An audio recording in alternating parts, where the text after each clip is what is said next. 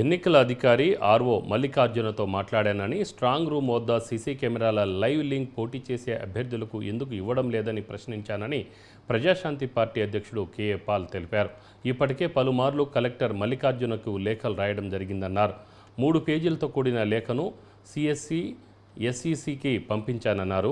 Yes కోటాలో polling అధికారులే polling జరిగిన తీరును చూసి విస్తుపోయారన్నారు. మురళీనగర్ బూత్ నంబర్ 235లో పక్కాగా అవినీతి జరిగిందని ఆరోపించారు. పోలింగ్ పరిశీలనకు వెళ్లిన తనను పోలీసులు అడ్డుకున్నారన్నారు. పార్లమెంట్ ఎలక్షన్ విశాఖపట్నం 7 స్ట్రాంగ్ రూమ్స్కి నలుదిక్కుల సీసీటీవీ కెమెరాలు పెట్టి ఆ లైవ్ లింక్ మాకు క్యాండిడేట్లకి ఇవ్వాలని supreme court guide lines, election commission guide lines ప్రకారం నేను అడగడం జరిగింది. 14th వీరి సమక్షంలో వారు కూడా ఇండిపెండెంట్గా అడగడం జరిగింది. మరి ఒకసారి మేము ఈ 33 క్యాండిడేట్ల సిగ్నేచర్స్ స్వీకరించి ఆర్ఓ గారికి, ఆంధ్రప్రదేశ్ CEO మీనా గారికి, chief election commission Rajiv Kumar గారికి, చీఫ్ జస్టిస్ ఆఫ్ ఇండియాకి, ఇతరులకు మేము కాపీ పెడుతున్నాం. ఇప్పుడు వరకు ఎందుకు ఇవ్వలేదు? ఇంతకు ముందు ఇచ్చినట్లు